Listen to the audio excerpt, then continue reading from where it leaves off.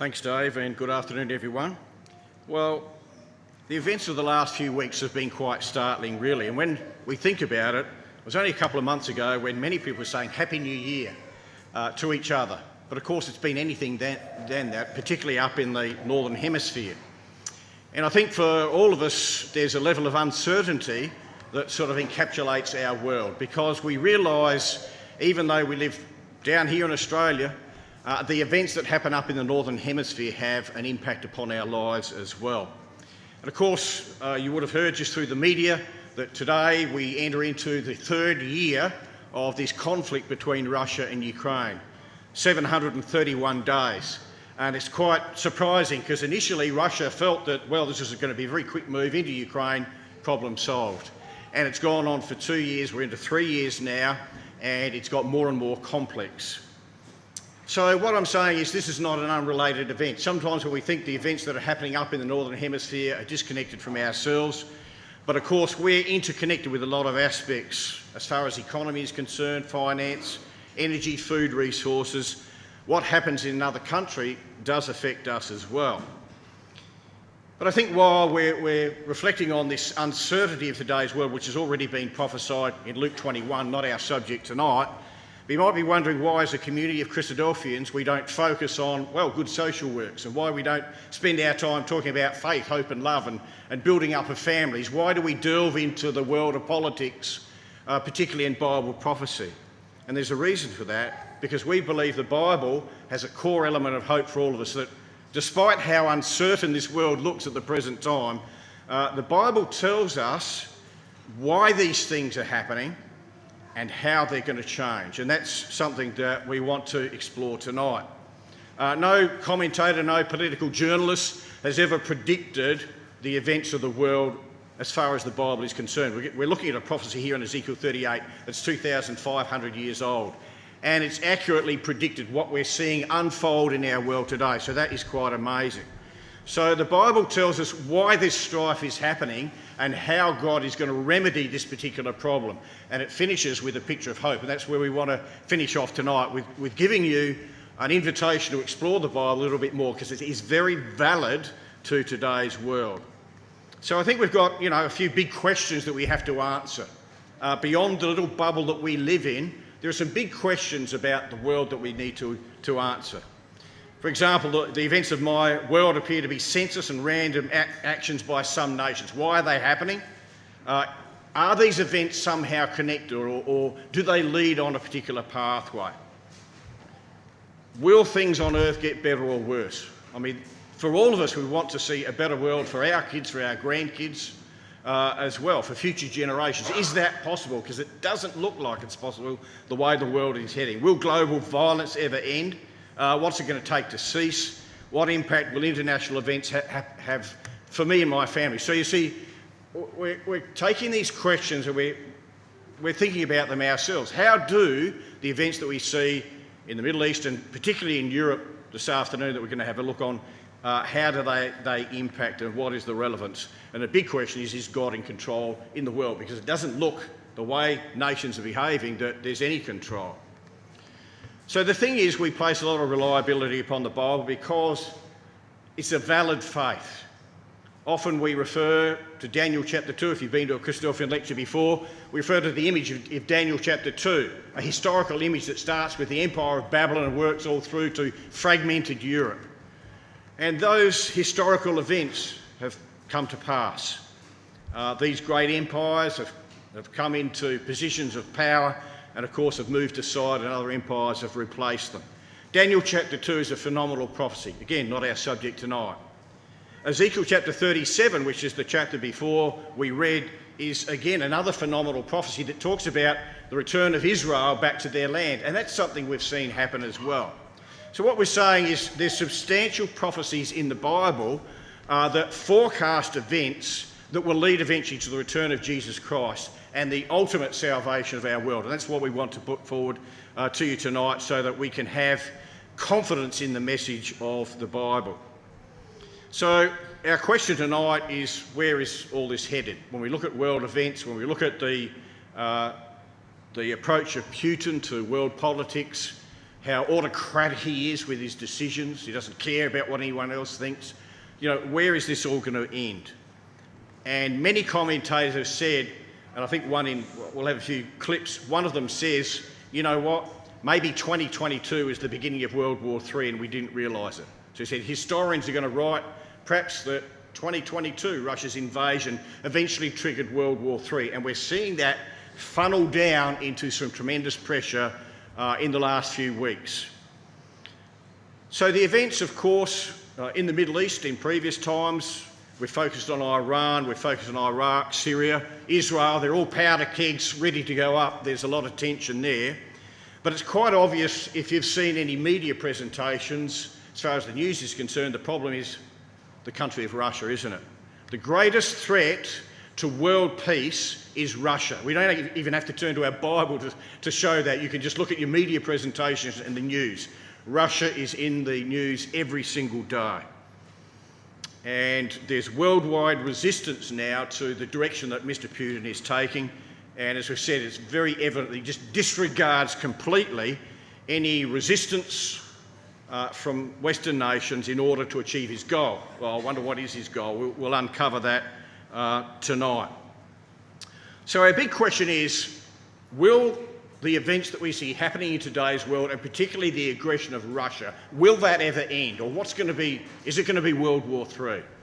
So let's unpack a little bit of Ezekiel chapter 38, because this is a particularly important chapter. And I know we only had a short reading, but this is the framework, just to give you a bit of a snapshot. If you've never seen Ezekiel 38, this is what it's all about. It talks about some aggressors at the beginning. There's going to be a big military alliance headed by a leader called Gog. And that Hebrew word just means one at the top, one ruler, a chief. It talks about when the time period is going to happen, and we'll just unpack that in another overhead a little bit later. Like, is Ezekiel 38, has that been fulfilled? It's a prophecy 2,500 years ago. Has it happened, or is it still to happen? Where are we? Who's involved in that? Who are going to be the defenders of the Middle East in this particular invasion that Ezekiel 38 talks about? What is the ultimate plan? If there's an invasion into the Middle East, what's the outcome? What is the design of it all? And beautifully and wonderfully, right at the end, this prophecy predicts that God is going to interrupt in the presence of his Son, the Lord Jesus Christ. He's going to save Israel and eventually bring peace to the world. So there's a good message tonight that we want to sort of include as we look at some of the aggressive policies of Russia. So our first question is, when is this going to happen?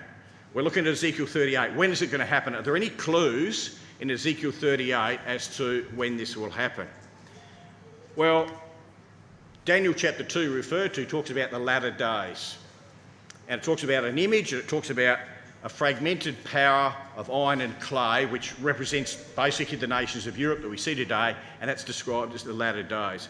And again, good colouring in exercise is to colour in those little time markers after many days in the latter years, in that day, latter day, same time in that day, and connect it to Daniel 2:28 and Isaiah 2 verse 2, because you can see from that reference there that Daniel chapter 2 is talking about the return of Jesus Christ and the establishment of God's kingdom. We have not seen that, so that's the connecting point. And Isaiah 2 talks about a place, international place of administration and prayer and education that will be established in Jerusalem. He uses that same phrase, in the latter days, in the last days. So again, here's a connectedness to all these prophecies that indicate Ezekiel 38 happens in the latter days. We're going to suggest, well, that's the time period that we're living in as well. Second question is, well, where is it going to, where is this going to happen? I mean, it's fairly obvious, but there's a really unique description that's contained in Ezekiel 38. It says, you'll come against the mountains of Israel. Where is that? Well, there's an additional clue. The people that are gathered out of many nations, 1948, the return of the Jewish people to Israel, and again, right through this prophecy, so we have a geographical location. So know when it's going to happen, in the latter times, our times, end times, final times, and it's going to be centred in the land of Israel. Verse 8 particularly of Ezekiel 38 says the mountains of Israel. Now, we just read across that, but you know what? There's something very significant about that. Because back in 2011, I know this slide is not particularly good because I took it. That was before we had iPhones. This is when we had cameras. And it's not particularly good. But this was taken in Independence Hall in Tel Aviv. And it's where David Ben-Gurion pronounced the state of Israel. Now, I know you'll frown, you can't read it. I could barely read it myself, but I've just put it up there as visual evidence. It basically says that they didn't know what to call the new state. Suggested it would be called Judea, suggested it be called West Palestine, suggested it be called Zion, and that's across here. Western Palestine on May the 9th, 1948, one of the councillors suggested that. Eventually, it was decided to call it Israel. All right, and up here, oh, no, not yet, there's a letter from President Harry Truman of the USA congratulating the state of Israel. In fact, he's got here the new Jewish state. He's actually crossed that out and renamed it the State of Israel, because in the last moments, hours before the pronouncement, it was decided to call it Israel. And that, I think, is just amazing, because here we have a prophecy against the mountains of Israel. And as we know, that was an amazing fulfilment after many, many prophecies that the state of Israel, particularly Ezekiel 37, will be re-established. So we often read, the word Israel here. We know Israel because it exists. But that in itself is a unique fulfilment of prophecy. So we've got the time period, we've got the location. Who now is this opposing power in Ezekiel chapter 38? Well, we get some clues, and this is what we want to uncover. Verse 15 and chapter 39, verse 2, says, "You will come out of your place from the north, and you have a great company, well armed, lots of weapons and munitions." So we just simply are saying, well, it's from the north. Where Ezekiel was, he was in the land of Israel. So we go north and we can establish generally who this opposing power will be. In fact, a couple of other translations say from the uttermost parts of the north. God's word says from the far north. So if we draw a line, of course, straight up from Israel to the uttermost parts of the north, it's pretty obviously where we're going to go, right? It's the area of Russia. So when we look at verse 2 of Ezekiel chapter 38, it talks about Gog of the land of Magog, prince of Russia, Meshech and Tobolsky. So there's some evidence there that is quite interesting for us as well, to the north. Now, I've just painted that in vague terms. We'll add a bit of colour to it as we go through our lecture this evening. So can we drill down a little bit more and find out about this power? Well, yes, we can. There in verse 2 and 3, we have a description of Gog, the land of Magog, prince of Rosh, Meshech and Tubal. So, don't want to bore you with history, but I'm just going to add some validity to who is this Rosh. So here in Gesenius, who is a well-reputed Hebrew lexicographer, he makes this particular statement. A proper name of a northern nation mentioned with Tubal and Meshech, and he says undoubtedly the Russians, who are mentioned in the Byzantine times by the name of Rus. Okay? So we're drawing a very interesting picture of a prophecy that was given 2,500 years ago that says there will be an extremely definitive power to the north of Israel that will invade into the Middle East. So that's where we are at the moment. And of course we can paint that particular area there. This is Rosh, Meshech and Tubal. I'm going to add some more evidence in. Samuel Bocart, who's sort of in the 15th, 16th century, talks about the names Rosh here, which he identifies as Rosh and Russia.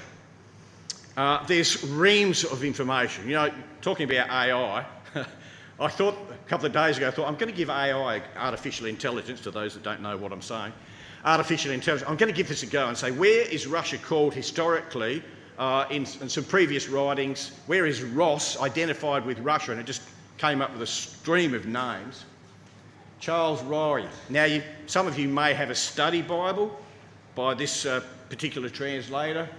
He notes that and concludes that Rosh refers to Russia. So there we have it in verse 2. Chief Prince or Prince of Rosh. We got all these writers here. It just kept flowing up with key historians and scholars as well. So all these people, so this is not some unique Christadelphian doctrine. This is not something we've invented. There are numerous people, historians, and as well as that, archaeologists who clearly identify this particular prophecy as connected with Russia. I know that's a lot of evidence, but we need to move on. So this particular writer, Clyde Billington, he's a very well-known archaeologist. So not only is he a Bible student, but he digs around in the dirt, in the stones, and connects ancient civilisations. So well reputed. And again, he talks about the Rosh people of Ezekiel 38, the Russians of Europe. They're known as the Russians. So I'm not proving this by the Bible. I'm going to external sources, bringing in historians and scholars and Hebrew lexicographers, and they all say the same thing, which is pretty interesting. Now, to top it off, just to put the icing on the cake, I'm going to refer to the ultimate person to define who Ross is. Well, it's Mr. Putin himself. He wrote back in 2021, which is only a couple of years ago, a historical paper on the Russians. And here he says we're all descendants of ancient Rus.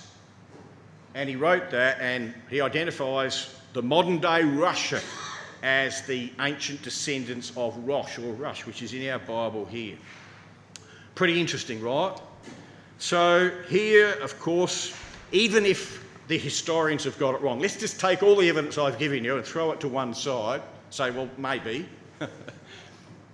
And now we'll come back to the narrative just to add some more evidence. It simply says from the north. So even if the Hebrew scribes are wrong about their language and the Russian historians are wrong and Putin got it all wrong and everyone else got it wrong, it's clear the reference to the land of Gog and Magog include Meshech and Tubal, which is directly in the same area north.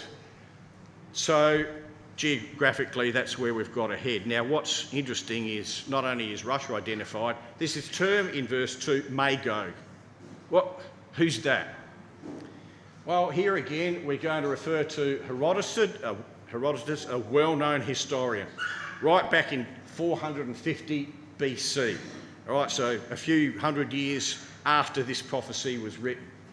And he relates them to the Scythians, given by the Greeks, an ancient people who spread themselves to the river Tanis, or Don, and the Danube. So here is the Danube, here is the Don. This is the ancient area of Magog right there, the Scythians, which is pretty interesting because right here we have the area of Ukraine.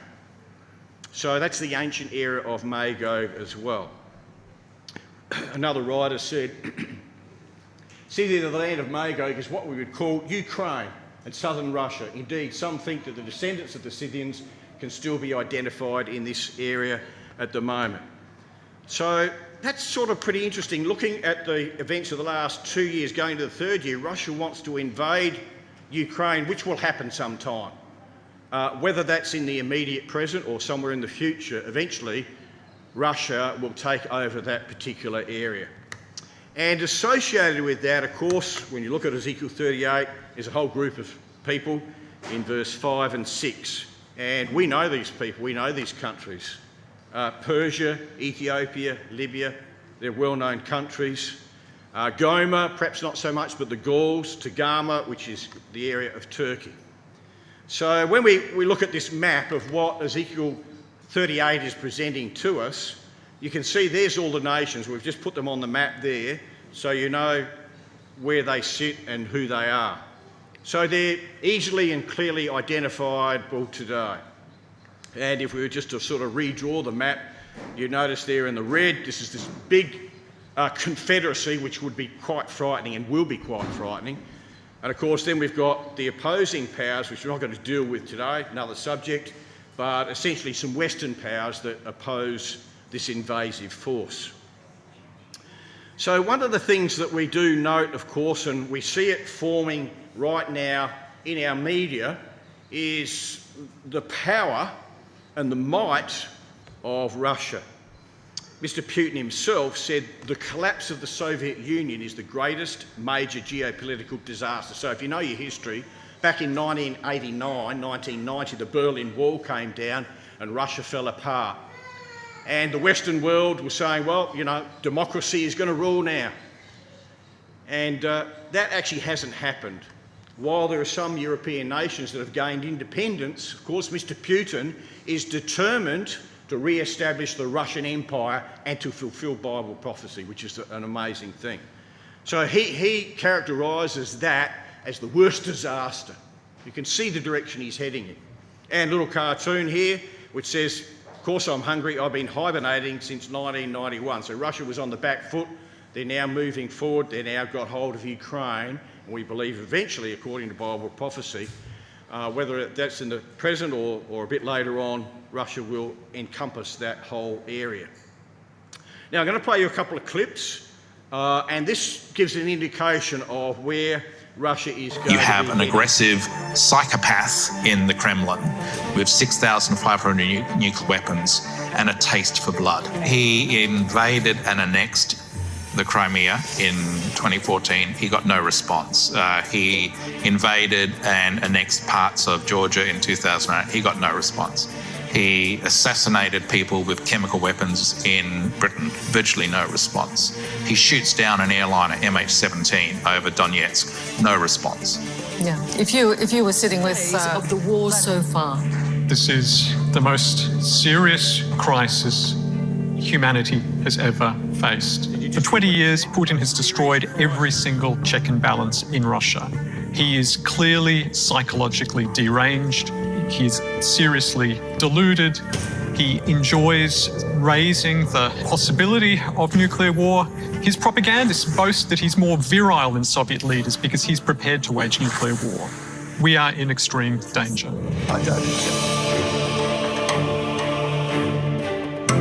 We are at a really dangerous point in human history, probably the most dangerous since the end of the Second World War. And I wonder what future historians will write.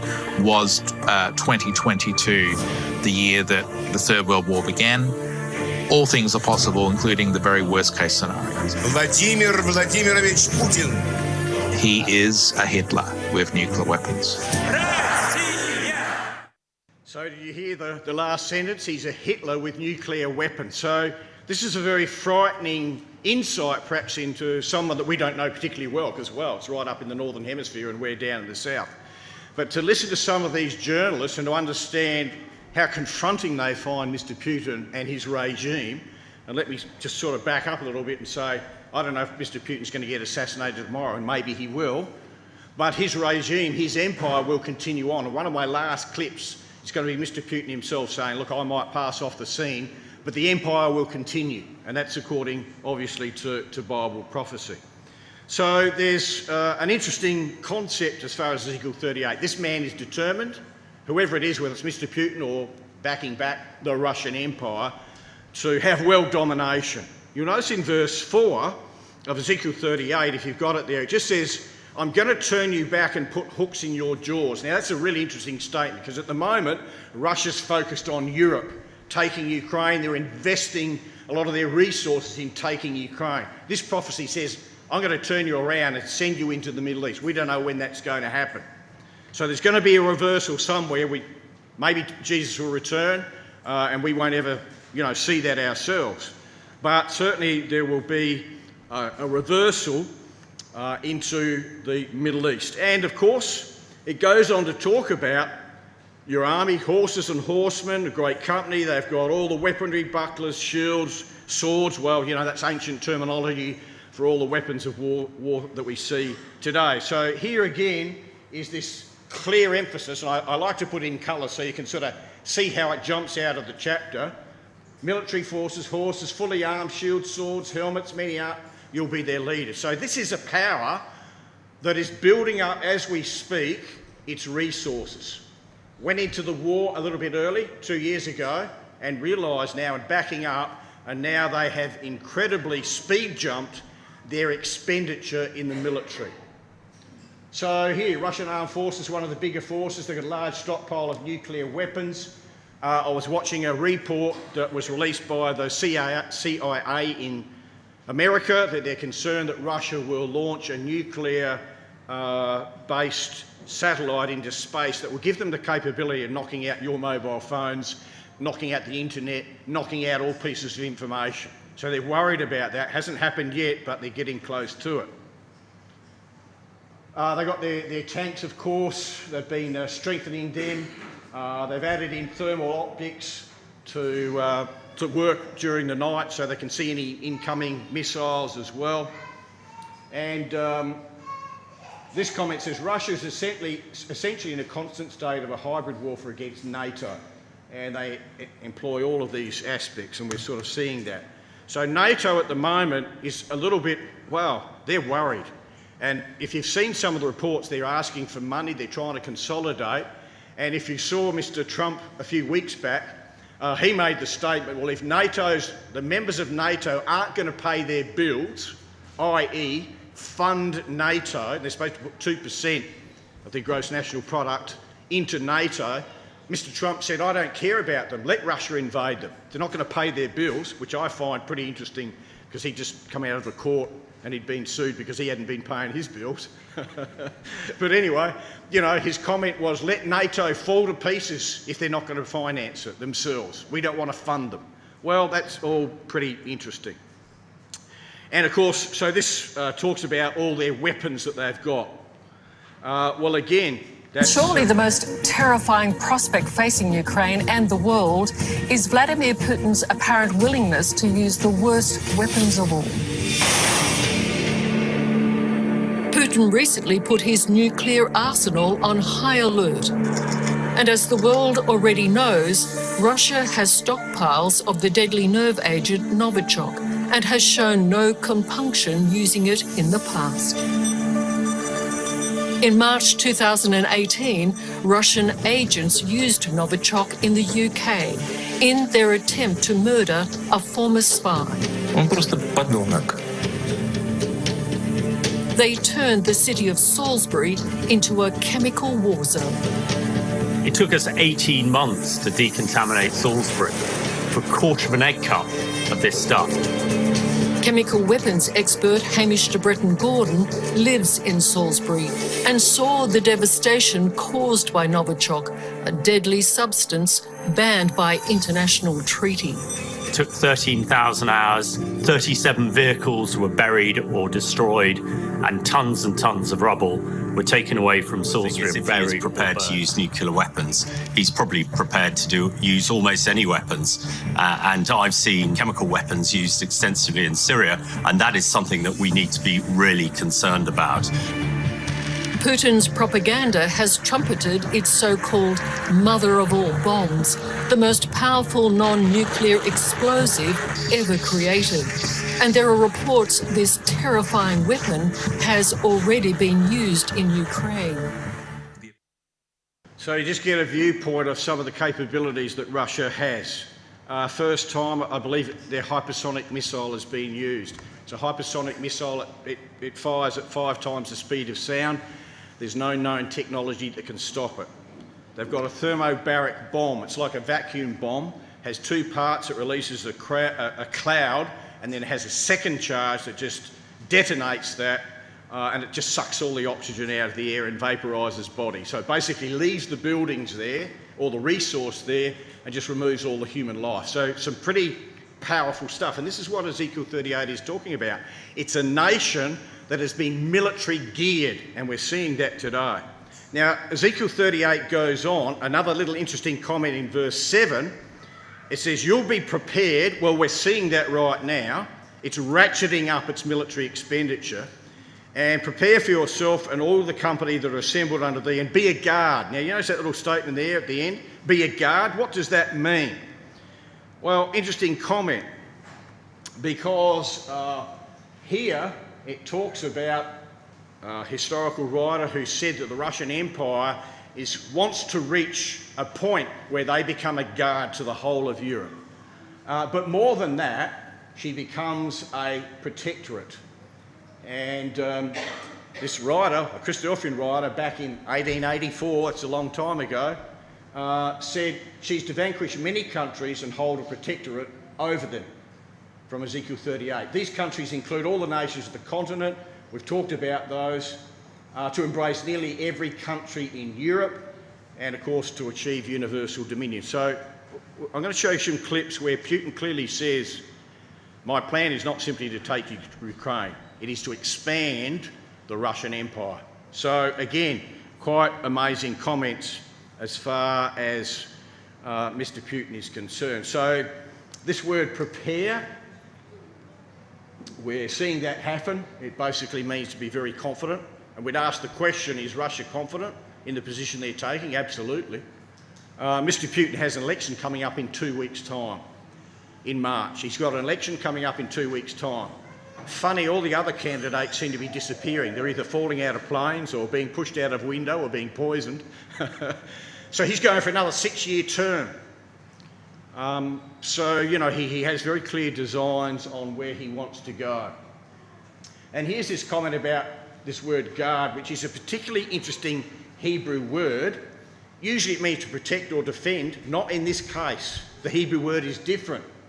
It means to act as a prison guard or to hold in custody. So where we see that word guard, it basically means take control of those nations and put them in prison.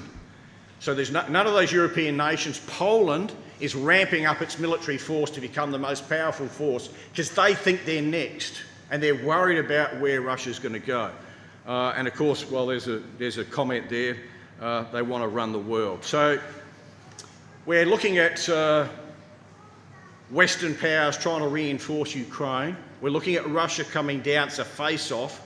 Russia's got, let me tell you, from Bible prophecy, Russia's got bigger ambitions than just Ukraine.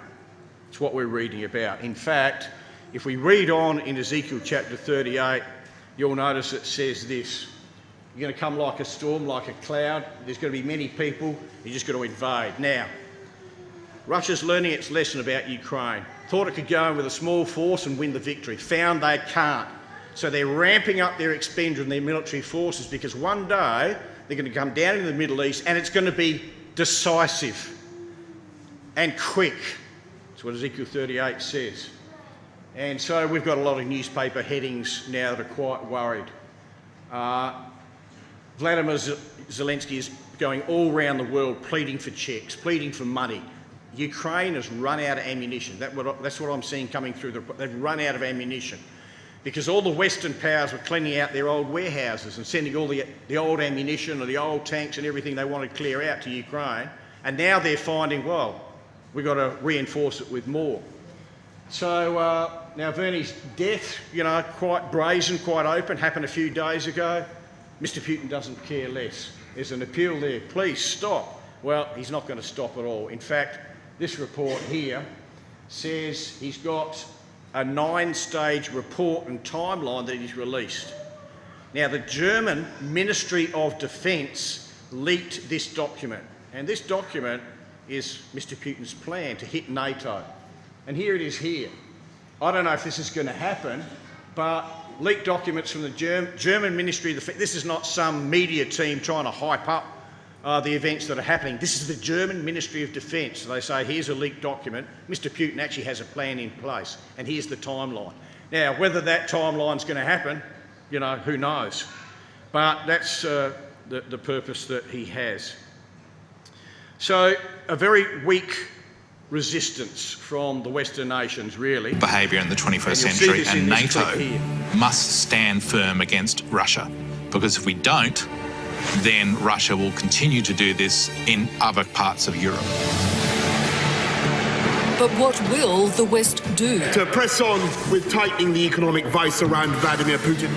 Will we confront Putin? Because we've been weak and we have not stood up to Putin over the last 10 years, he has got some deranged idea that he can act like some modern-day Hitler to take Ukraine against its will, and we cannot, as a moral, free world, allow that to happen. Time has come to change this. The first mark of a tyrant is his willingness to lie to the world without caring that he will be unmasked. For months and weeks leading up to his invasion of Ukraine, Vladimir Putin swore it was all propaganda from the United States and the West. По поводу, хотим мы этого или нет? Конечно, нет. Even now, weeks into what clearly is an invasion, his ministers claim they have not. Мы на Украину не нападали. На Украине мы просто... So there's Mr. Putin, of course, invaded Ukraine. He says he didn't want to do it. It's a strategic attack to help defend his own people, and we know that's not the truth at all. But what's interesting is at the beginning of the clip they said the Western world, they haven't done enough, they haven't been strong enough. So if you remember, if you wind back 2 years, remember when the Western powers were saying we're going to put sanctions in place, they're going to be swift, they're going to be decisive, they're going to decimate Russia, we're going to put intense pressure. You know what? Russia is actually making more money now with the sanctions in place than they did before. In fact, Mr. Biden just stood up a couple of days ago and said, we put 500 more sanctions on Russia. I'm going to show you a clip now. You wonder where all that oil and gas is going. Remember the pipeline, Nord Stream 2? It's going to feed Europe and that stock. Where's all this oil and gas going? You know where it's going? It's actually going back to America. It's being resold to them. There's a couple of shots here. I'll show you the clip. There's ships that are loading and swapping gas and oil on the high seas and reselling it to the Western nations. Crude oil tankers, sometimes engaged in opaque, secretive transfers. These two under sanctions busting suspicions in the past. The big one from Russia's Black Sea coast, transferring crude to the smaller one, which also came from Russia. Tens of millions of barrels of crude likely transferred like this last year. And where it ends up, often unclear, which is the point. That's probably about 60 million barrels that are being transferred in the middle of the ocean purposefully. So you really needed to have a reason, because it's much easier not to do that. Russia is richer than ever before. Last year's budget was $320 billion. About a third of which spent on its invasion of Ukraine. Sanctions were meant to dent oil paying for war. But instead, India has stepped in and is now buying 13 times more Russian crude oil than before the war, worth $37 billion last year, says one estimate exclusively given to CNN. But there's a complication for the West here, as India refines the oil and sells those products on. And the biggest buyer of products from Russian crude last year, according to exclusive new data obtained by CNN, the United States, over $1 billion worth from India. Way more if you add what US allies, also imposing sanctions on Russia, also import. So we've seen an increase in 2023 of 44% of oil products that are being made from Russian crude oil flowing into those countries that impose sanctions on Russia, such as the US, UK and EU. Putin earning money on the crude, probably the shipping, but also the refining and the resale. So it's no wonder he's drinking champagne, because the so-called Western sanctions aren't even working.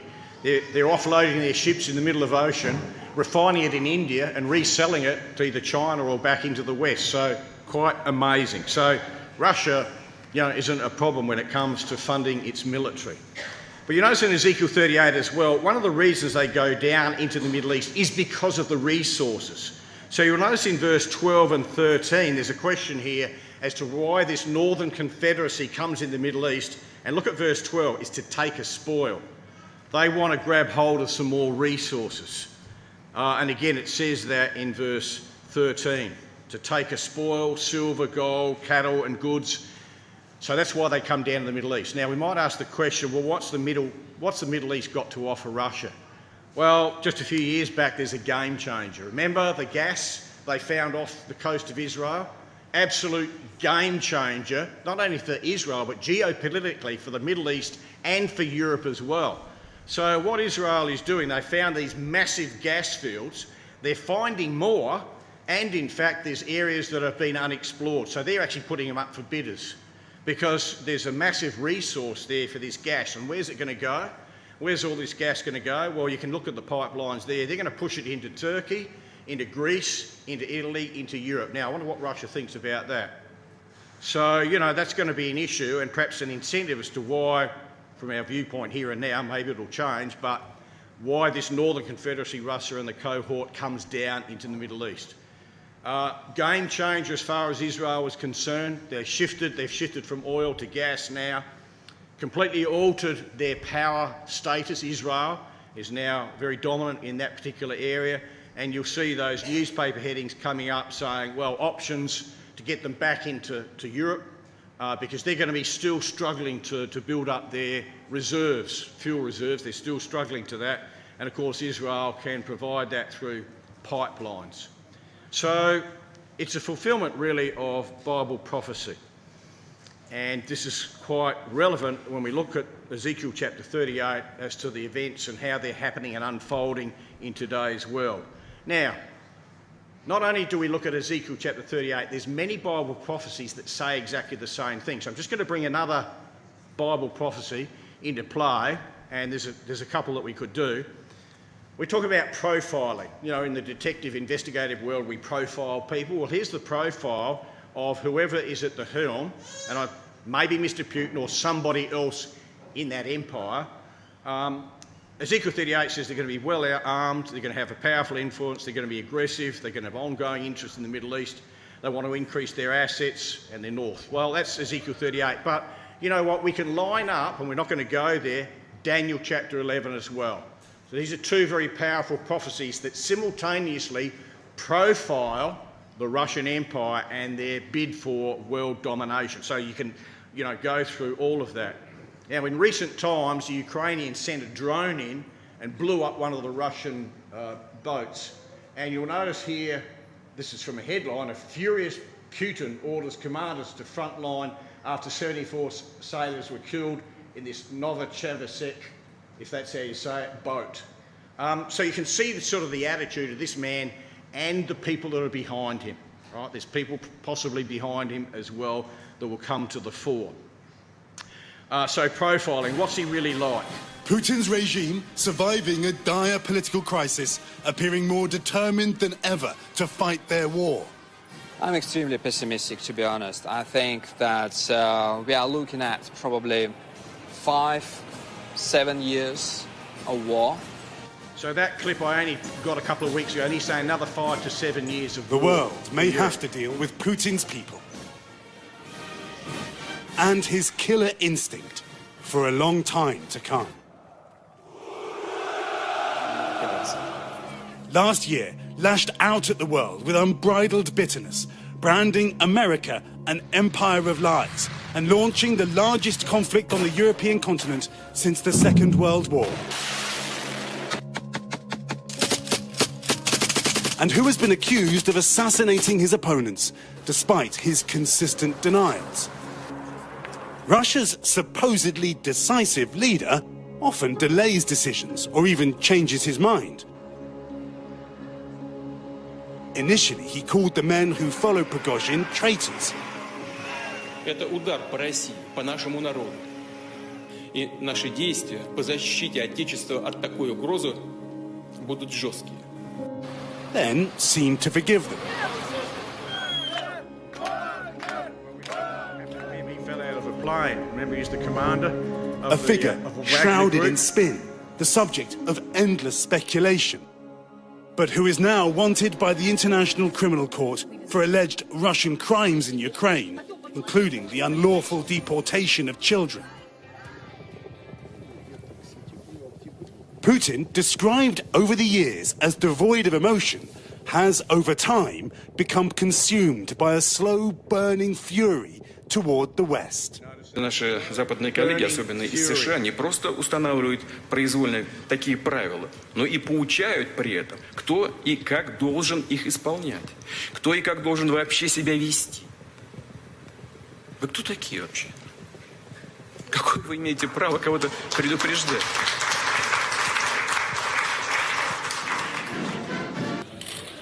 When Russia attempted to influence America's presidential election, simultaneously launching a bloody intervention in Syria's civil war. Allahu Akbar! Washington wanted Syria's dictator gone. Putin did not. Russia's message: anything you can do, we can do better. It marked perhaps President Putin's zenith on the world stage. A Russian leader with the upper hand over even America's president. Presidents Putin and Trump met in person at least 5 times, and every time amid a political storm, reaffirming Putin's perception that American power was in decline, emboldening him. President Putin seemed dominant, both diplomatically and in war.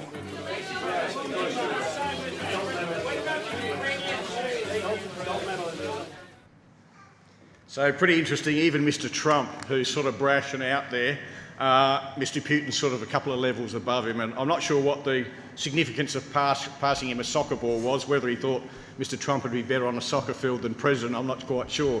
But anyway, it's showing his power and his really aggressiveness, and he doesn't care about world opinion. So these events are quite interesting, whether we bring in Daniel, whether we bring in Ezekiel, all of them have a similar prophecy. So not only have we looked at historical evidence, not only we're looking at today's world, we're also looking at other prophecies in the Bible that have exactly the same message. So there are a number of additional prophecies, again, not our subject tonight, but you can see them there, Joel chapter 3, Micah 4, Daniel 11, Daniel 2, all these prophecies synchronised together to show that in the last days there will be a power that completely disregards the rest of the world and wants world domination. It's going to be interrupted by the return of the Lord Jesus Christ. Now, we're not just getting on the bandwagon and saying, look at today's world, look at the Bible, it's coming to pass. Some of our earlier brothers, our Bible studiers, wrote concerning this event before Israel was even a nation, before Russia was a world power. And one writer said this in Help Us Israel: the future movements of Russia are notable signs of the times. They're predicted in the scriptures of truth. And from Ezekiel 38, the extraction was the Russian autocracy. And he describes himself, Putin describes himself as an autocrat, which is pretty amazing, a dominant ruler. When Russia makes its grand move for the building up of its image empire, let the reader know that the return of Jesus Christ is very close at hand. We're on the verge of that, we're on the edge of that. We're seeing Russia almost make that move. Hasn't made it yet, but we believe will very shortly. So, question is, where to next? Where to next on the world scene of politics? If you were a person in the world looking at world events, what would you think would be in play for next year and the year after? Well, these people say, while we can hope for the best, we've got to plan for the worst. Even if a peace deal is agreed, it'll be fragile. And several prominent dissidents believe it's possible his imperial ambitions go beyond the borders of Ukraine. Well, let me tell you, they do.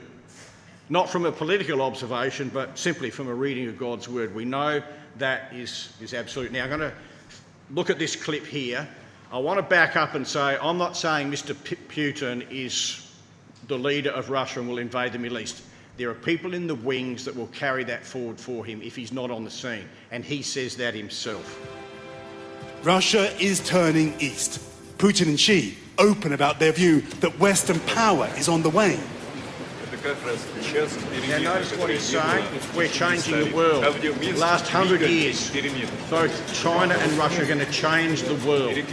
That's their belief. Perhaps Putin's fascination and resentment towards the West are two sides of the same coin. Today, the resentment has won out. The way he tells it, he had no choice. Если бы у вас была такая возможность, сказали бы Владимиру Путину образца 2000-го. Что бы сказал? Я бы сказал, верной дорогой идете, товарищ. So this is just last year. He's saying, what would you say to yourself 20 years ago? Значит, от чего бы предупредил? От избыточной, от наивности и избыточной доверчивости в отношении наших так называемых партнеров. There are looming questions for the future. For example, what happens when all those fighters return from war?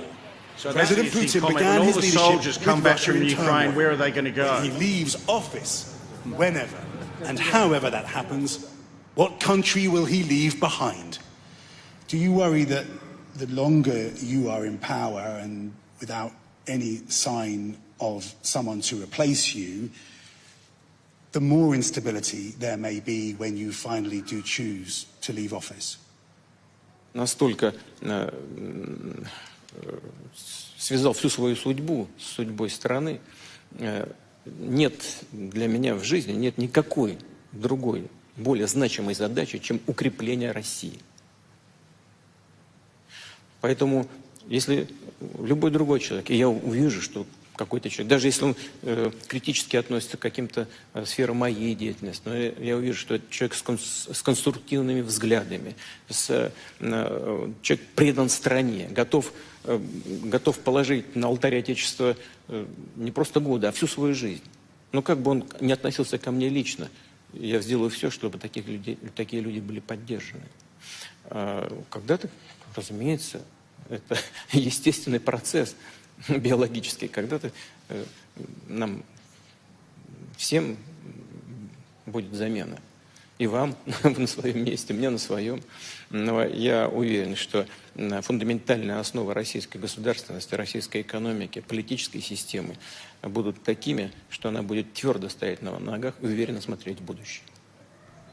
But the Russia Putin leaves behind, molded in his image, with its army, nuclear weapons and defiance, will be a challenge for the West for years to come. Россия!